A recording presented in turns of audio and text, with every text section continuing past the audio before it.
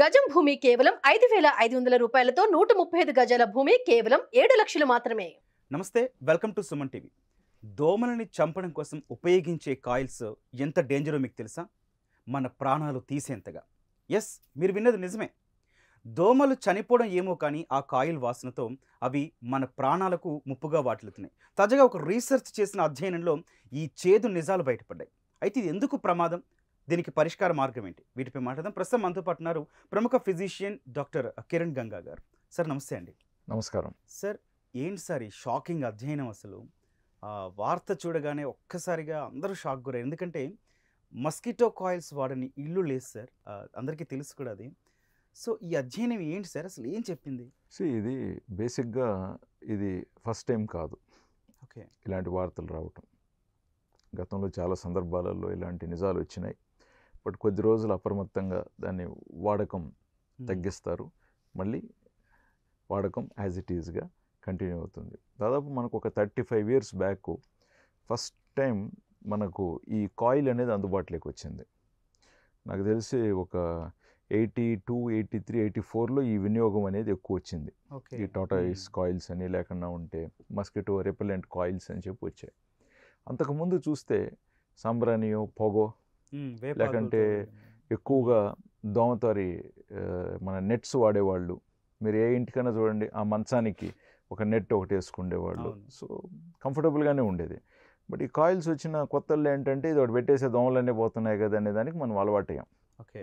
So తర్వాత అది కొంచెం ఇటీవల మనకు కొంచెం డెంగ్యూ ఫీవర్ రావటం, జనాల్లో కొంచెం దానివల్ల ఇబ్బందులు కలగటం చూసిన తర్వాత, సో ఇదివరకు ఏంటంటే దోమ అంటే మనం ఓన్లీ మలేరియాకు భయపడేవారు. బట్ తర్వాత ఇప్పుడు ఈ డెంగ్యూ ఫీవర్స్, వైరల్ ఫీవర్స్ లాంటివి వచ్చిన తర్వాత డెఫినెట్గా ఇది, అలాగే ఈ ప్రకటనలు కూడా చూసినట్లయితే జనాల్ని దాదాపు భయభ్రాంతులకు గురి చేసేటట్టుగా వీటి ప్రకటనలు ఉంటాయన్నమాట. సో ఇంకా వాటి చూసి జనాభా కూడా సరే ఒకటి పెట్టుకుని వెలిగించుకుంటే పని అయిపోతుంది కదా, మళ్ళీ ఎవరు ఆసుపత్రి పాలవుతారు, ఆ రోగాలు వచ్చి అనుకుంటారు. అంటే ఈ ప్రమాదం ఎట్లా స్టార్ట్ అవుతుంది సార్? అసలు కాయిల్ తీసుకున్నట్లయితే అందులో ఉన్న అన్ని కోణాలు కూడా ప్రమాదమే. ఓకే. ఇప్పుడు దాంట్లో వాడేది పైరెథ్రిన్ కానీ అల్లెథ్రిన్ అని కానీ వాడే కెమికల్ మనకు హానికరమే. అవి ల్యాబ్లో టెస్ట్ చేసేటప్పుడు ఏదో ఇంత మోతాదు, ఇంత తాత్కాలికంగా వాడి చూస్తారు. అక్కడ మనకి ఎటువంటి పెద్దగా అడ్వర్స్ ఈవెంట్స్ కనపడకపోవచ్చు, మార్కెట్లోకి రిలీజ్ అవుతాయి. బట్ తరచూ తరతరాలుగా వాడితే ఏమవుతుంది అనేది కదా ప్రాక్టికాలిటీలో రియాలిటీ. కరెక్ట్ సార్, మంచి పాయింట్. చిన్నపిల్లోడు ఇవాళ రేపు చూస్తే పుట్టినప్పటి నుంచి దాంట్లోనే పెరుగుతున్నాడుగా. అవును.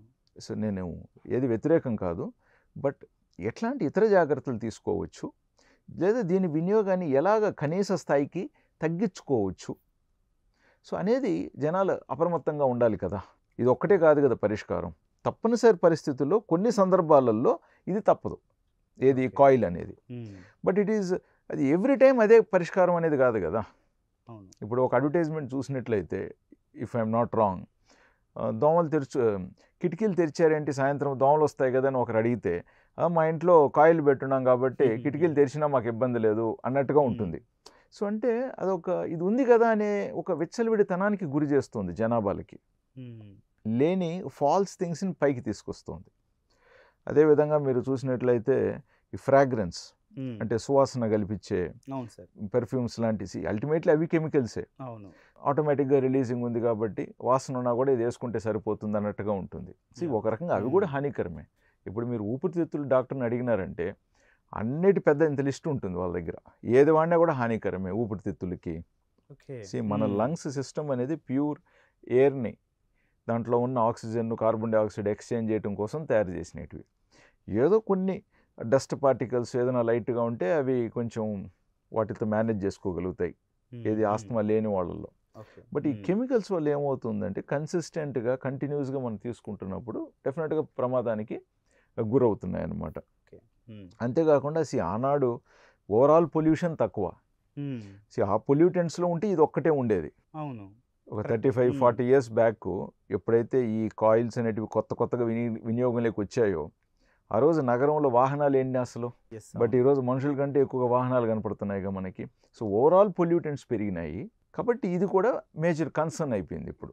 సో కాబట్టి మీరు ఇప్పుడు ఈ లంగ్ కన్సర్న్స్ డిసీజెస్లో చూసినట్లయితే ముఖ్యంగా పిల్లలకు ఆస్తమా ఉన్నట్లయినా లేదా ఇతర సిఓపిడి ఉన్న వాళ్ళకైనా కూడా ఇది చాలా ప్రమాదకరం అన్నమాట. ఆల్రెడీ సమస్యలు ఉన్న వాళ్ళకి ప్రమాదకరం, ఎటువంటి సమస్య లేని వారికి ప్రమాదం వచ్చే ఛాన్సెస్ ఉంటాయి అంటే అన్నమాట. ప్రమాదాన్ని వెల్కమ్ చేస్తున్నట్టే లెక్క మీరు కాయిల్ వెలిగించామంటే.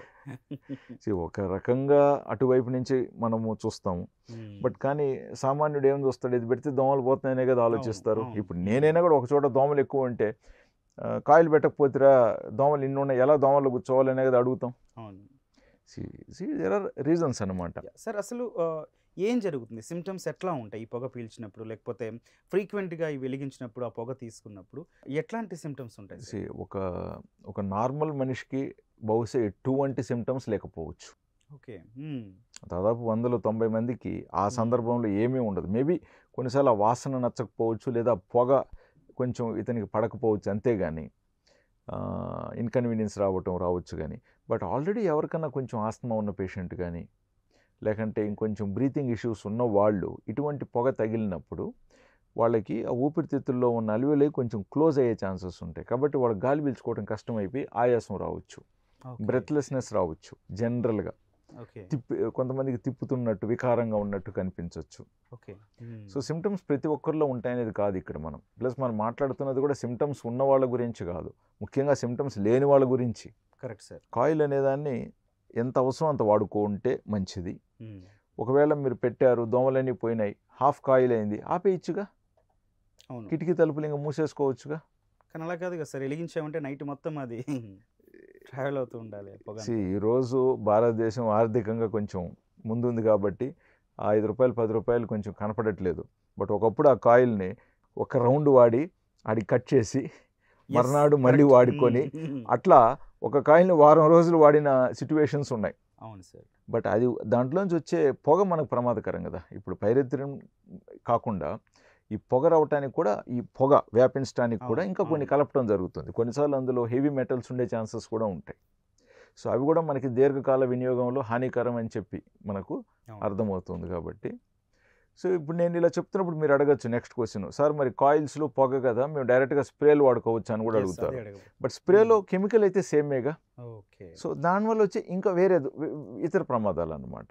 మేబీ దీంట్లో కొన్ని ఉంటాయి, ఎందుకంటే పొగ కూడా ఉంది కాబట్టి. బట్ అందులో పొగ లేనప్పటికీ మెయిన్ ఇంగ్రీడియంట్ సేమ్ ఉంటుంది. దానివల్ల కూడా దీర్ఘకాలంలో కొన్ని ఇష్యూస్ ఉంటాయి కొంతమందిలో. సో కాబట్టి ఎంత లిమిటెడ్గా వాడుకోవచ్చు, ఎక్కడ అవసరం. అసలు దోమలు లేనప్పుడు కూడా ఇది రొటీన్గా యూజ్ చేసేవాళ్ళు ఎంతమంది లేరు చెప్పండి. అవును సార్, పాయింటే. అండ్ ఇది వరకు మీరు ఒక 20 years బ్యాక్ చూస్తే, ఈవెన్ ఇంక్లూడింగ్ లేదా ఒకవేళ నైట్ అంతా పెట్టినా మార్నింగ్ 3 o'clock 4 o'clock లేచినప్పుడు ఆపేయటం, లేదా లేచిన వెంటనే మార్నింగ్ 6కి ఆపేయటం జరిగేది. బట్ ఇటీవల మీరు చూస్తే అసలు 24 hours అది రన్నింగ్లో ఉంటున్న ఇల్లులు ఎంతమంది లేవు. పెట్టారంటే అది అట్లే ఉంటుంది, ఇంకా దాంట్లో లిక్విడ్ అయిపోయే వరకు దానిలోనే ఉండొచ్చు. మితంగా దాన్ని ఎలా యూజ్ చేసుకోవాలనే పాయింట్స్ మీద మనం దృష్టి పెట్టాలి. అంతేకాకుండా మస్కిటోస్ ఎక్కడైతే వ్యాపించే ప్రమాదాలు ఉంటాయో, ఎక్కడ నిల్వ నీళ్లు ఉంటాయో వాటిని ఎలా తీసేయాలా అనేది కూడా మనం ఆలోచించాలి. సో రూట్ కాజ్ నుంచి ఆలోచించుకుంటూ తప్పనిసరి పరిస్థితి అయితే అక్కడ కూడా ఎంత లిమిటెడ్గా వాడుకోవాలనే దాన్ని వాడుకుంటూ జాగ్రత్తలు తీసుకుంటే కాస్త మనం you can prevent certain things అనేది మన అభిప్రాయం. సార్ పెద్దవాళ్ళ వరకు ఓకే సార్, మరి ఇంకా పసిపిల్లలు చిన్నపిల్లలు ఉంటారు, మేజర్గా వాళ్ళ కోసమే వెలిగిస్తామని చెప్పే పేరెంట్స్ కూడా ఉన్నారు. అగ్రీ 100%. వాళ్ళకి ఇంకా డేంజర్ కదా సార్. డేంజరే. సో ఒకటి, పిల్లలకి ముఖ్యంగా నెట్ వాడుకోవటం చాలా బెస్ట్ ఆప్షన్. అంతేకాకుండా ఇప్పుడు మనకి బ్యాట్స్ ఉన్నాయి కదా ఎలక్ట్రిక్వి, అవును సార్, ఛార్జింగ్ చేసేటివి, అవి కూడా వాడుకోవటం చాలా మంచిది. సార్ టోటల్గా ఓవరాల్గా హోమ్ స్వీట్ హోమ్ కావాలంటే ఇట్లాంటి కాయిల్స్కి దూరంగా ఉండాలి, దోమలకు దూరంగా ఉండాలంటే ఒక డాక్టర్గా మీరు ఏం సజెస్ట్ చేస్తారు సార్? చుట్టుపక్కల పరిసరాలు వీలైనంత వరకు శుభ్రంగా ఉంచుకోవటం, తప్పనిసరి పరిస్థితుల్లో కాయిల్ తప్పనిసరి పరిస్థితుల్లో వాడాలనుకుంటున్నప్పుడు దాన్ని ఎంత లిమిట్గా ఎలా వాడుకోవచ్చు, దోమలు పోయిన తర్వాత తలుపులు కిటికీలు మూసేసుకొని దాని ఏమైనా ఆఫ్ చేయొచ్చా, ఇట్లాంటి కొన్ని చూసుకోండి. ఆల్వేస్ దోమతారు అనేది చాలా మంచి ఆప్షన్ వీలైన చోటల్లో, సో చేసుకోండి. బట్ దోమల నుంచి కూడా మనం దూరంగా ఉండటం కూడా చాలా ఇంపార్టెంట్. కాబట్టి తప్పనిసరి పరిస్థితులు ఇది వాడుతున్నప్పటికీ కూడా దాన్ని ఇంకాస్త మితంగా ఎలా వాడుకోవాలనే దాని పట్ల మనము దృష్టి ధ్యాస పెట్టి.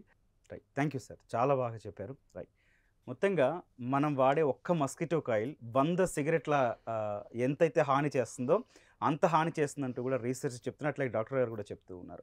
కానీ ఖచ్చితమైన పరిస్థితుల్లో కనుక వాడాల్సి వస్తే దాని వాడకం స్థాయి తగ్గించండి. మొత్తం రింగ్ అంతా కాలేంత వరకు కాకుండా అట్లాగే పిల్లలకు కానీ ఇంట్లో కానీ కొంచెం దూరంగా పొగ ఎక్కువగా రిసీవ్ చెయ్యని ప్రదేశంలో అయితే పెట్టమంటున్నారు. అదేవిధంగా రూట్ కాజ్ నుంచి ఆలోచించమని కూడా డాక్టర్ గారు చాలా అద్భుతమైన సజెషన్ ఇచ్చారు. ఎక్కడైతే దోమలు వ్యాప్తి చెందే ప్రదేశం ఉన్నాయో అక్కడ కూడా ప్రికాషన్స్ పాటిస్తే ఇట్లాంటి వాటికి చాలా దూరంగా ఉండొచ్చని కూడా ఆయన సజెస్ట్ చేస్తున్నారు. Thank you.